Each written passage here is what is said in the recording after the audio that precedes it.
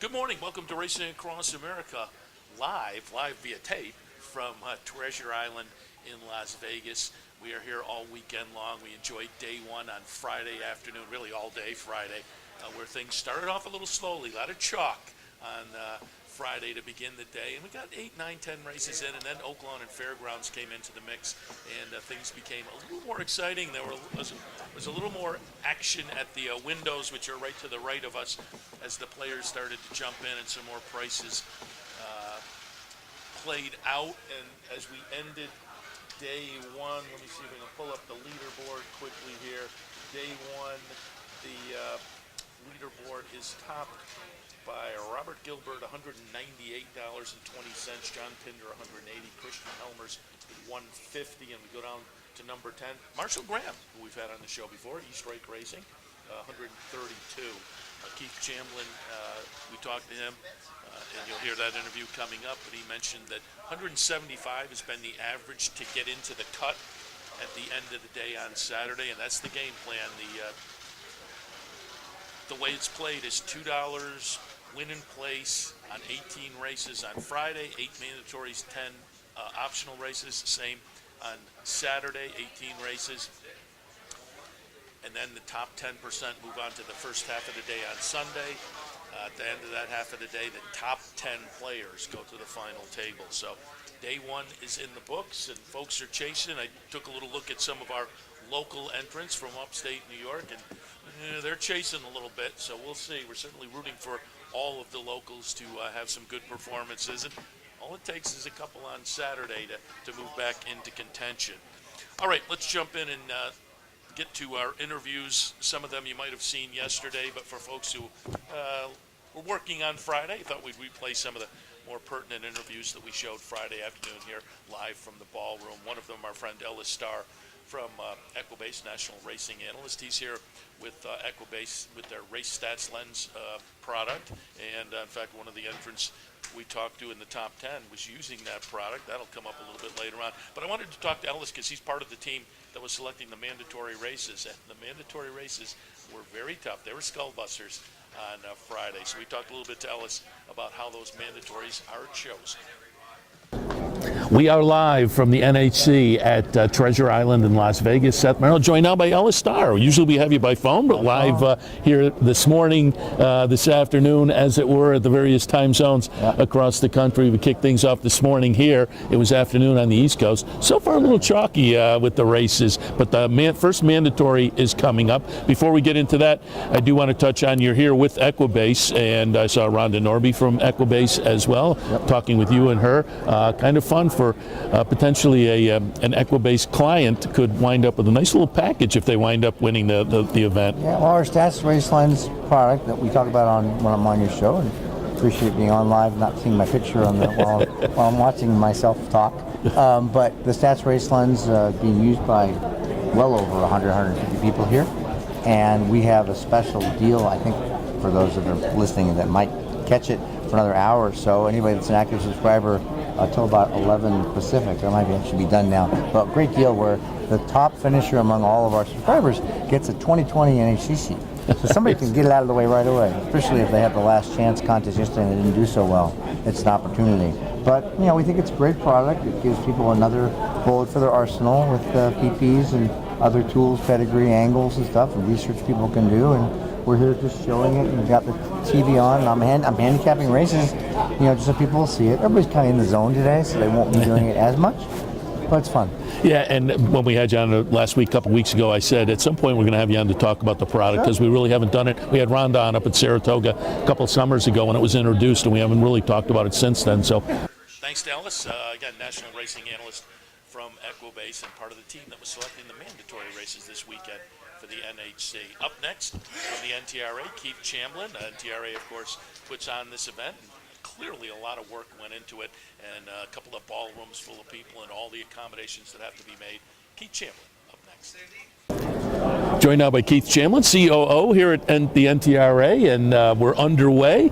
There was the $20 winner at Tampa, otherwise some short prices, so it's a little subdued, but again, we're just getting started. Set the scene for us a little bit, and first up, just talk about how this event has grown. Oh, it's amazing. You know, it's hard to believe this is our 20th year. I've been to every single one of them since 2000, and just, you know, it's just gotten better and better from a small gathering at the race book at the MGM back in January of 2000 into what is now, you know, nearly 700 people, 2 ballrooms here at the Treasure Island, and you know, I think there's, you know, it's just going to continue to grow, and it's, you know, years ago we had a vision for how we wanted to turn this into a real celebration of the horse player, and I think that's exactly what it's become. And I think if you ever, once you come here, you can't really think about anything else except how do I get back? You know, and that's what we want. And our best advocates and advertisement for the NHC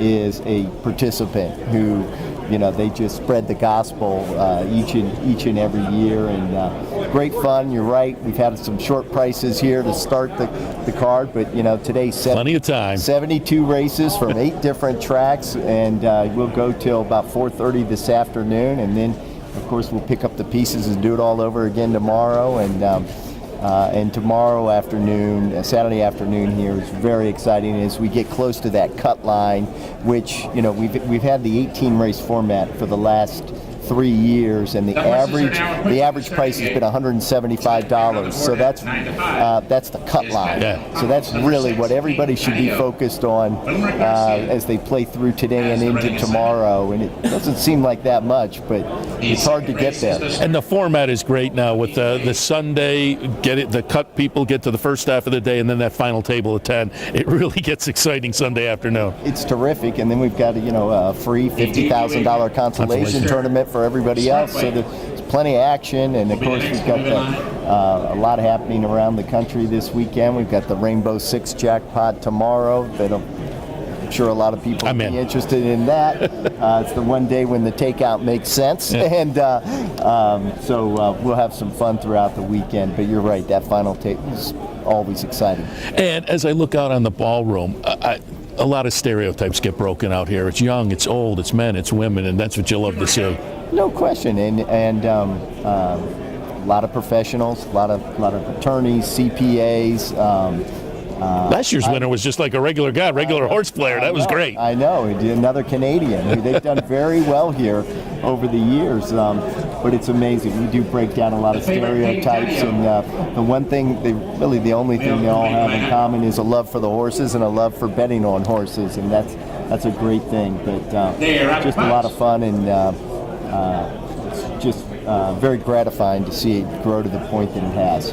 And just the nuts and the bolts. I was looking last night. As the day goes along, I'm going to take a look at the mandatories for our audience and give some ideas there. How are the mandatories chosen? Man, those are skull busters. How are those chosen? We've got a committee that selects them. We've got 4 people on the committee. It's led by Jim Mulvihill from Churchill Downs, Tony Neville, the racing sports director here, Alicia Hughes with the NTRA, formerly with the Blood Horse, and the Lexington Herald leader. We're delighted to have Alicia on our team now, and then Ellis Starr and Tim Stram from the Breeders' Cup betting challenge. Those 5 really are the brains. They meet for about an hour and a half every day and try to put together the mandatories. They did a very good job, as I say. Those are tough events. As long as the weather holds and we don't get any scratches. Always, but that's what horse racing is all about. Hopefully we'll check in again with you over the weekend. Things are going to heat up, as you say. That $800,000 top prize is hanging out there. Somebody in the room is going to pick it up. It's going to become very exciting over the next couple of days. Congratulations to you and everybody at the NTRA for a great event. Thank you, and thank you to Capital OTB for your support, not only here in Las Vegas, but throughout the year. We really appreciate it. We love having you here, and we hope you'll be here every year from now on. That's it. Again, we want to figure out how to get back, too. So, Keith, appreciate it. All right, take care. Thanks. Again, thanks to Keith Chamlin from the NTRA for taking time to sit in with us. Hopefully we'll get him 1 or 2 more times each day, perhaps, as the weekend progresses. And, of course, we want to thank the NTRA for hosting us here at the event at the Treasure Island in Las Vegas. We'll head to a break. When we come back, more from Las Vegas, Treasure Island, and the National Handicapping Championship. Stay tuned. It may be cold in the Northeast, but in South Florida, the action's hot. This winter, be part of the championship meet at Gulfstream Park, where the fields are deep and the payouts are big. With some of the most competitive turf racing in America, Gulfstream Park is your winter destination for the finest in championship thoroughbred horse racing. And if you're looking for the top jockeys and best trainers, you'll find them all at Gulfstream Park. So play it today. Gulfstream Park. Champions start here. Here in upstate New York, no one provides bettors with more wagering options than Capital OTB. Our network of branch and easy bet locations stretches from the mid-Hudson Valley all the way to the Canadian border and west to central New York. So whether you need to place a bet, fund your Capital Bets account, or watch the next big race, all the action is just around the corner. A full list of our branch and easy bet locations can be found online at capitalotb.com. Capital OTB, the better and most convenient choice for wagering in upstate New York. No matter where in the world you are, the excitement of wagering on horse racing is just a click away. You'll get live streaming, past performances, race replays, our virtual tote board, analysis and selections from professional handicappers, a simple, safe, and secure wagering platform, and best of all, you get track prices. CapitalOTBBet.com. Bet any place, anytime at CapitalOTBBet.com. And be sure to download our new mobile app from the iTunes Store or Google Play. Welcome back to Racing Across America on this Saturday morning. Again, we are live via tape from Treasure Island in Las Vegas, National Handicapping Championship. And we talked to some of the contestants, one of them, Karen Carney, who spends some of her time in a home at Saratoga, so local rooting interest. Karen, fairly new to the game, but certainly aggressive with the early interest in contest play. She was number 4 on the NHC leaderboard throughout 2018. Up next, Karen Carney. Really happy to be joined now by Karen Carey, one of the players here this weekend. Karen, good afternoon. Hi, thanks for having me. I read the little piece Teresa Gennaro put up about you leading into the tournament, and you are a Saratoga resident, at least part of the year. Yes, I am. I do have a home there down by the Oklahoma, and walking distance. That's a nice spot. Yeah, tell us. I love it. It's just a little tiny little ranch, but it's great. Were you a racing fan first or a Saratoga resident first? I was a racing fan first. I came out to visit Saratoga back in 2008 with my sons, and I knew right away. I fell in love with it. It was like love at first sight. Yeah, very good. I came back weekend after weekend, and then ended up, just kind of getting a little place, and that's where I will retire. I'm full time in the city right now. You're ranked 4th on the NHC leaderboard, so fill us in a little bit about how many contests you played during the year. Okay, so I jumped in at the beginning of this year knowing very well that I wanted to really get going on the bigger contests. But before that, for a couple of years, I was playing in whatever I could down at the track. Low rollers are great for practice. Online, I did a Saratoga contest, which was a bigger, I won an entry. So I kind of worked my way up. In the last couple of years, I've been definitely dabbling in it and then watching it and wanting to jump in. So I jumped in a big way in January. And what was your qualifier for this year? How'd you qualify to get here? That was an online contest. Yeah, that was one of those pick and pray through horse players. And you mentioned the low rollers. I am a huge low rollers fan, and reiterate again, as you say, it's great practice. You won one last summer. I did, yes. Yeah. I saw that. And as I say, I think it's a lot of fun.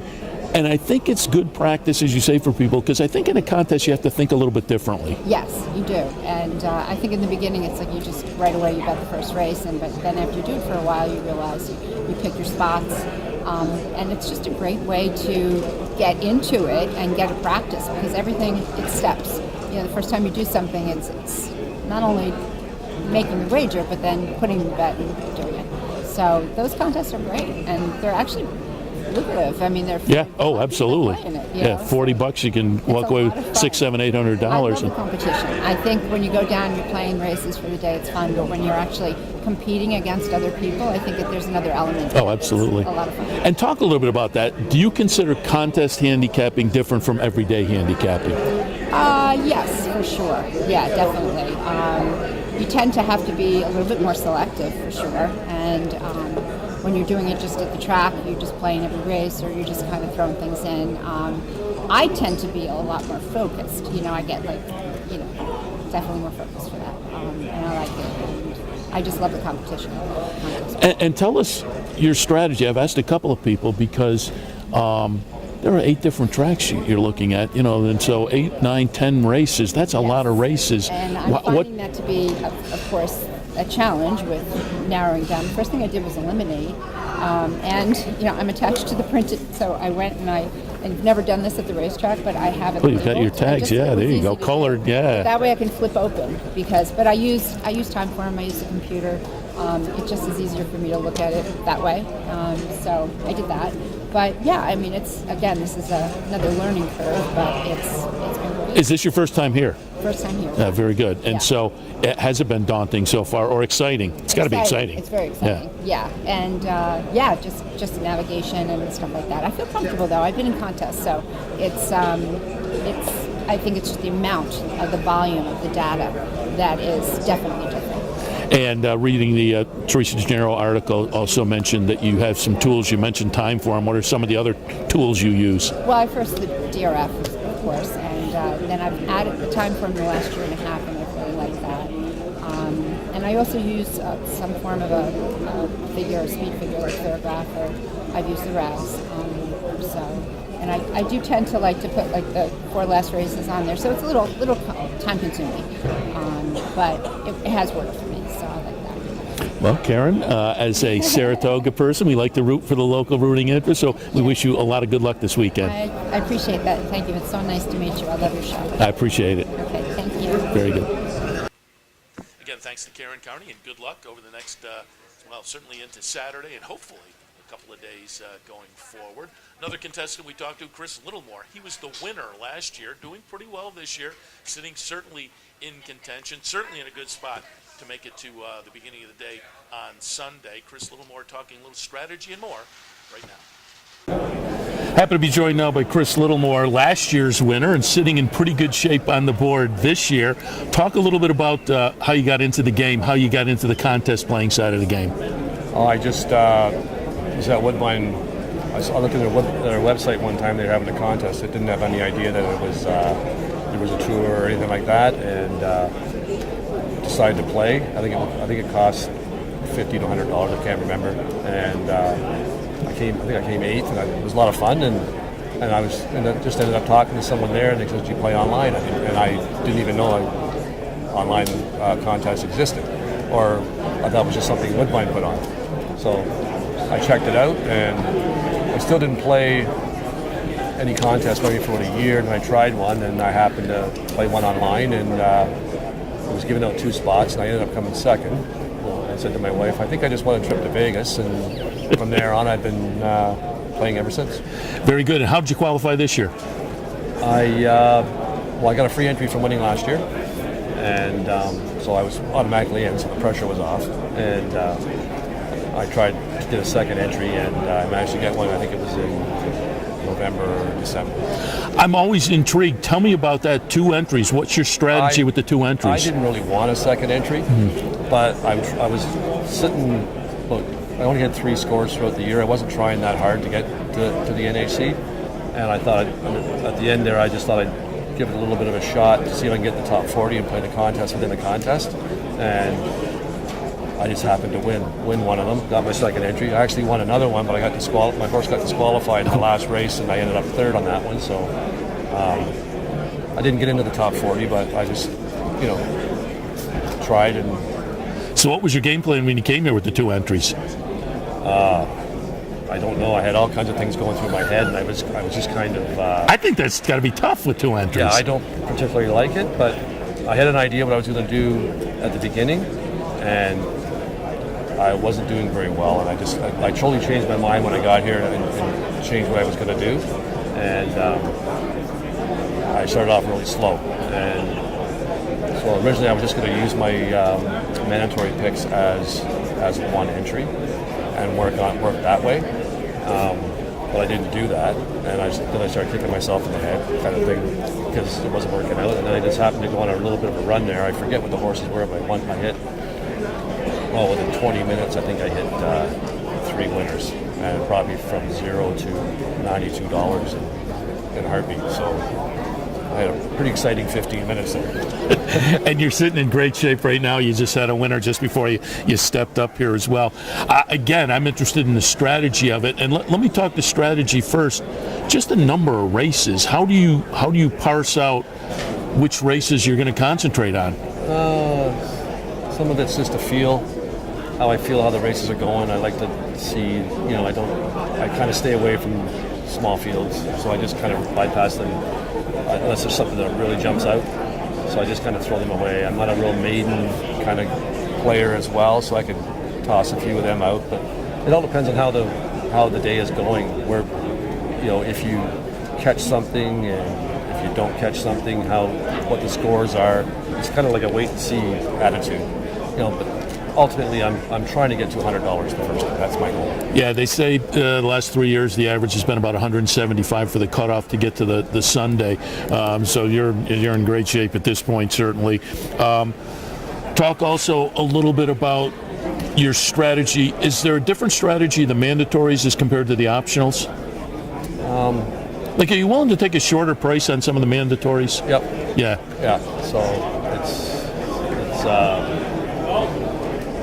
I kind of look at them a little harder. The other ones, I'm just kind of going with the flow. I'm not sure what I want to pick. I don't pick my horses the day before. I can't do that. It's too much to look at. A lot of it's how I feel. If I catch a winner, you're not going to get every winner, so you have to kind of keep your wits about you and just kind of go along and how the day's going. Right? And just give us a little info on how you first became a fan of horse racing in general. Oh, I used to look at the results in high school in the newspaper in the library, and I was just curious. Let's meet the study hall. We were in the library study hall. Yeah, I was curious, right? So, after I got out of high school, I had a friend of mine, a guy I met, he was going. I just went with him one day, and I was hooked from day one. Just loved it. Woodbine, was that your local track? Yeah. Yeah, very good. Yeah, they treat us very well up there. Well, Chris Littlemore, again, last year's winner, sitting in great shape to make things happen on Sunday. We wish you a lot of good luck. I know day one has been very fruitful for you. Continued good luck. Yeah, hopefully it still goes pretty good for me. Very good. Good luck. Thanks. Again, good luck to Chris Littlemore moving forward. Won last year, and certainly, again, sitting in a very good and contentious position as we go into Saturday. All right, we'll take our next break. When we come back, continuing from Treasure Island in Vegas. Stay tuned. It may be cold in the Northeast, but in South Florida, the action's hot. This winter, be part of the championship meet at Gulfstream Park, where the fields are deep and the payouts are big. With some of the most competitive turf racing in America, Gulfstream Park is your winter destination for the finest in championship thoroughbred horse racing. And if you're looking for the top jockeys and best trainers, you'll find them all at Gulfstream Park. So play it today. Gulfstream Park. Champions start here. Here in upstate New York, no one provides bettors with more wagering options than Capital OTB. Our network of branch and easy bet locations stretches from the mid-Hudson Valley all the way to the Canadian border and west to central New York. So whether you need to place a bet, fund your Capital Bets account, or watch the next big race, all the action is just around the corner. A full list of our branch and easy bet locations can be found online at capitalotb.com. Capital OTB, the better and most convenient choice for wagering in upstate New York. No matter where in the world you are, the excitement of wagering on horse racing is just a click away. You'll get live streaming, past performances, race replays, our virtual tote board, analysis and selections from professional handicappers, a simple, safe, and secure wagering platform, and best of all, you get track prices. CapitalOTBBet.com. Bet any place, anytime at CapitalOTBBet.com. And be sure to download our new mobile app from the iTunes Store or Google Play. Welcome back to Racing Across America on a Saturday morning live via tape from Las Vegas. Day one in the books, and one of the guys sitting in a very good position. And in fact, let me pull up that leaderboard again. Yeah, sitting at number 7, the Rookie of the Year on the NHC Tour in 2018, Joe Rosen, up next. Happy to be joined now at the end of day one by Joe Rosen, the NHC Tour Rookie of the Year. Joe, happy to have you sitting in with us, talking a little bit about the end of day one. And as we look at the leaderboard, I don't think they've updated Because It's official. there we go. Now they'll update in a second. The I'm last sure. race of the day. We'll You're be posting the unofficial results. sitting top 10. Talk a little bit about day one. You have to be Day one thrilled. at the NHC. I'm flabbergasted. Within 10 minutes. I did not think I'd be doing this well. First time out course, here. the winner of day one Very will difficult receive a format. It's nothing like I've ever done Bourbon and before. Brews Cup betting challenge. My friend who actually finished second This in coming Rookie of the Year, November Eric at Santa Adler, Anita. and I've been trying to run this competition for the last couple of weekends, just individually between the two of us, and haven't done that well these last 3 weeks. And it's a lot harder even being here trying to figure it out.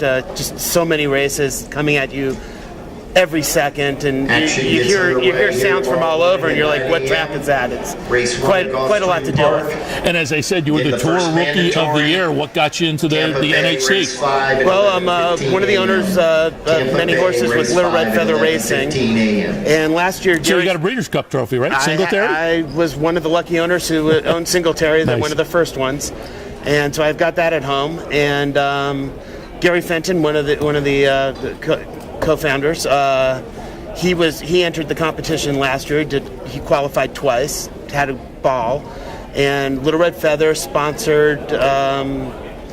Tried to get some more people out here to do this, and more or less said if somebody qualifies, if one of their owners qualifies and has the most points out of all their owners and gets here, there's $1 million bonus if you win the whole thing. That was a pipe dream as far as I was concerned. They also had a little bonus for whichever owner did the best. And then it just so happens one of my best friends was also involved in the competition outside of Little Red Feather, and we did not even know that until June. And that became a very personal competition between Eric Adler and myself, where I think we both scored twice as many points as any rookies have ever scored before. He got unlucky because he had already qualified twice by November. I didn't qualify my second seat till January. So I was able to build up points and leave him the rear view mirror, so to speak. I've been asking some of the other folks we've had up here, 2 entries. What's the strategy with 2 entries? A lot more difficult than I thought it was going to be. When you play the weeklies to play for whether you're live at the track or playing to get into a seat somewhere, you enter 3 times. You're like, okay, well, the same races. I can either keep the same horse or spread it across, but you're still only handicapping 12 races on average during that day. Here we've got 70 races. I don't want to double up on any of the races. There's only 8 mandatory, so you're sitting there with like 60, 65 races still to look at. I don't want to double up, so I've got to find 20 races each day that I'm willing to put one of my entries into. Not so easy. It's a lot easier to scratch off the races than actually find a horse that's worth playing. You don't want to play the 1 to 2 favorite, and we saw a lot of those come in. I don't want to usually play a 20, 25 to 30 to 1 long shot, and some of those came in today. So it's a lot more difficult to cut down the races. Another question I've asked, just for folks who have tried other types of contests, as you kind of alluded to, it's a little bit different than sitting in here with the 8 tracks and 8, 9, 10 races a track. What's your strategy approaching just the number of races during the day? Well, today my strategy was not to play anything for pretty much for the first hour and a half. I wanted to Which turned out to be okay. It was all chalk. Well, I don't mind betting chalk. They sit here and tell us that it's the average contestant making it to the finals has been an average score of about 170. So you figure 85 a day. If you bet an even money favorite and that favorite comes in, that's $6. And 10 races like that, you're at 60. You've got 8 mandatory races, and that's not so bad. So I do bet favorites. I got lucky today. My big hit was 15 to 1 long shot, where the favorite actually, with the horse I actually played was the favorite, and the jockey got thrown in the starting gate, scratched the horse. This was my second choice, and I didn't play it to begin with because the odds had dropped down to 10 to 1 when I went to go place my wager. By the time I scratched the horse, this horse scratch, it was back up to 15 to 1, and I just jumped on it. Horse came in, changes the whole day when you get a big hit like that. And do you have a strategy, mandatory versus the optional races? A lot of the mandatory races they've chosen are so wide open. Yeah. I think the only race where a favored won today was Santa Anita 6. And most of the other races were long shots, even 6-1 or higher. And when you're sitting there looking at these wide open races, I refuse to bet the favorite. Even if there's a 3-1 favorite, I'm just not touching it because there's so much value in a 10-1 horse, a 12-1 horse.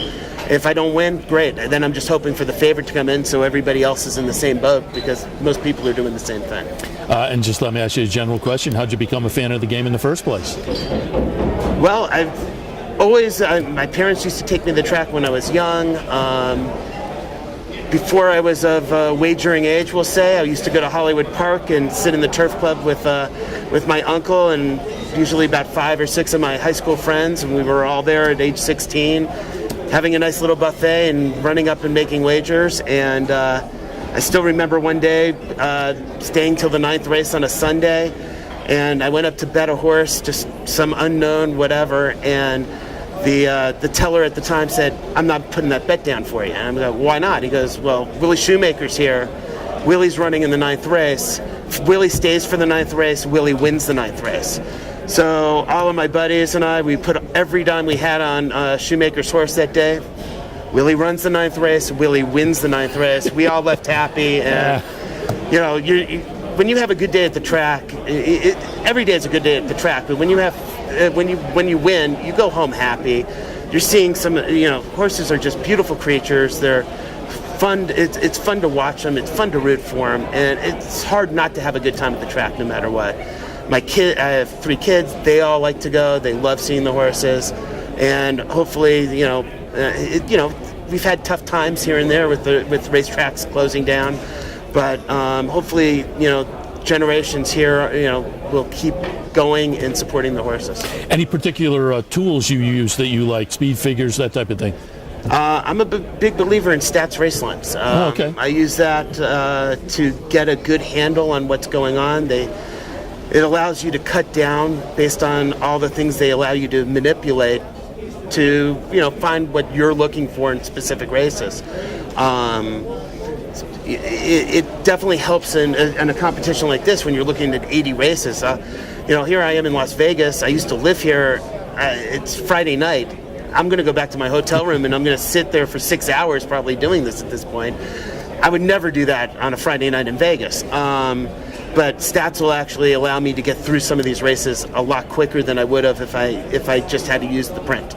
Well, Joe, again, the Rookie of the Year on the NHC Tour this year and sitting top 10 after day 1. Wish you a lot of good luck tomorrow, and hopefully we're looking at you that top 10 on Sunday afternoon. I appreciate it. Nice. Good luck. Thank you.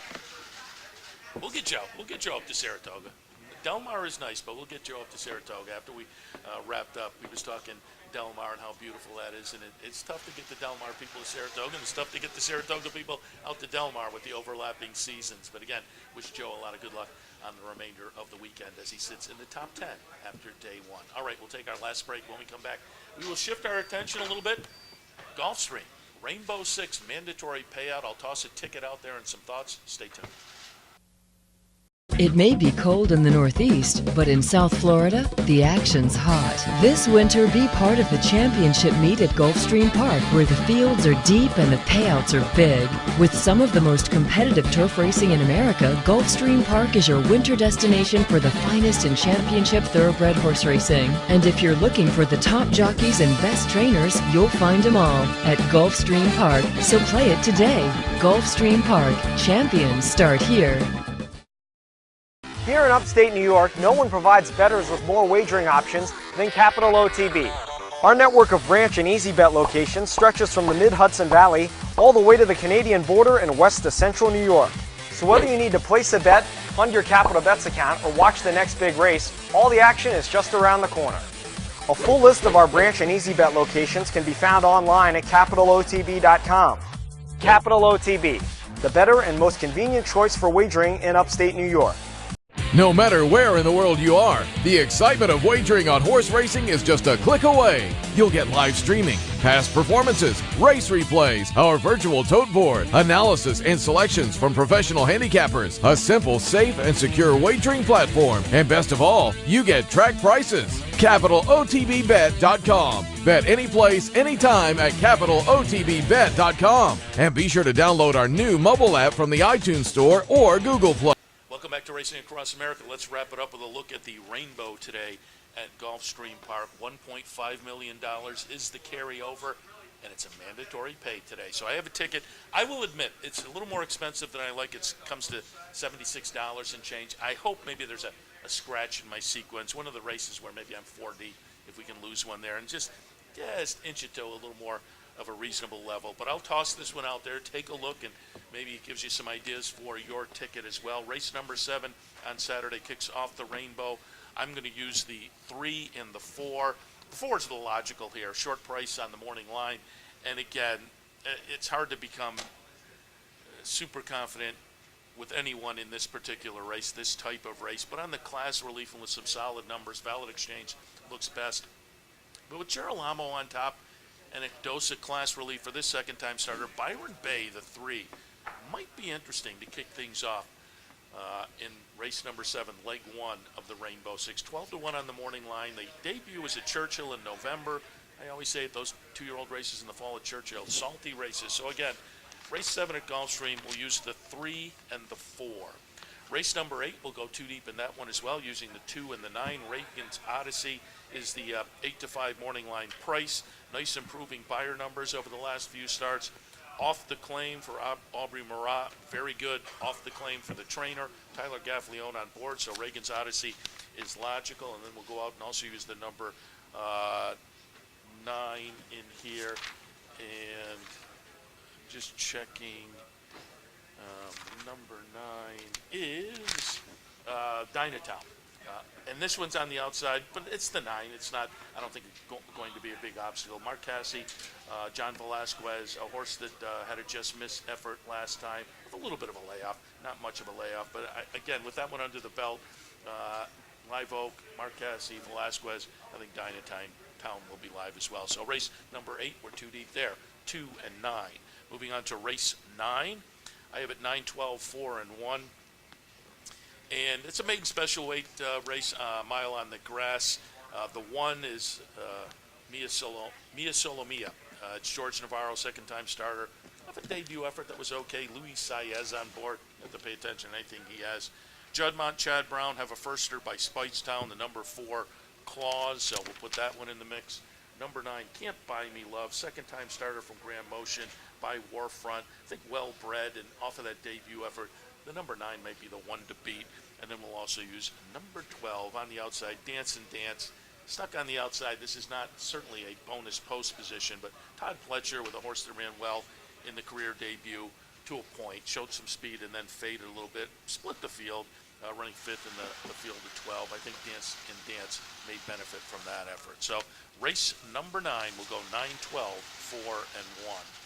Race number 10, couple of deep in the 10th race, optional claiming event. I'm going to use Global Campaign from Stanley Huff and Sagamore. This is probably the horse to beat off the career debut, which was a really nice maiden special weight, maiden breaker with a solid number, has worked well since. So Global Campaign is certainly logical, but also I'm going to toss in the mix number 5, Klarovich, Chad Brown, a horse that hasn't been seen since the end of the 2-year-old season, and they got very ambitious, broke the maiden in the career debut, then went to the Breeders' Futurity at Keeneland and the Breeders' Cup Juvenile at Churchill Downs. I think gets back in with the proper type on Saturday, so I have to put that one in the mix. Race 10, we'll use the 3 and the 5. Race number 11, again 4 deep, 5, 6, 8, and 9. Race number 11 is the El Prado Little Stakes race on the grass. Number 5 is Mr. Cub. Pretty solid number, fired last time for this one. And off of that effort, have to put that one in the mix. The number 6 is CM Riep, coming in from a race in September at Laurel. So, and that one wasn't that good. But I'm looking at the Kentucky Downs race, which I thought was okay. The races just before that at Ellison, Indiana. Luis Saez on board. I think this horse has some potential to do well on Saturday afternoon. We'll also use Hembry and Krampus. Michael Maker with Hembry and Bill Mott with Krampus. Horses that both I think fit with this particular crew. So race number 11, 5, 6, 8, and 9. Race number 12 on Saturday at Gulfstream. I'll go 3 deep, 1, 5, and 11. The 7 scares me a little bit, but again, I'm already a little more expensive than I would like to be with the ticket. But Cafe Americano, first-time starter from Chad Brown, Irad Ortiz, some breeding, so that one has to be in the mix. Sunnydale by Medaglia Dioro. John Service trains this one that I thought was okay in the debut, and the type of race that the horse can build off of. And then number 11, Lady Worthington. It's a Wesley Ward turf sprinter stretching out a little bit that may be kind of dangerous in here. So race number 12, the last leg of the Rainbow Six, 1, 5, and 11. It's a 2x2 by 4 by 2 by 4 by 3 ticket. Again, $76 and change. A little more than I'd like to spend, but maybe if we can get a scratch in there someplace, we can knock the price of the ticket down to a more affordable level and take our shot at that $1.5 million and the much, much more they will put into the pool on Saturday afternoon. I'll be playing it here at Treasure Island in Las Vegas, and we'll be back this afternoon with more live cut-ins all afternoon long from Vegas, starting at about noon time, 9 o'clock our time out here in Vegas, and going through the end of the racing day. It was a lot of fun on Friday. Hopefully you'll have a chance to tune in and join the fun on Saturday afternoon. All right, I'm going to wrap things up for Racing Across America. As always, thank our friends at Gulfstream for their sponsorship. Gulfstream Park, champions start here. And again, thanks to our friends at the NTRA for sponsoring this and the trip out here to Treasure Island and the National Handicapping Championship. We'll see you later this afternoon. Hey.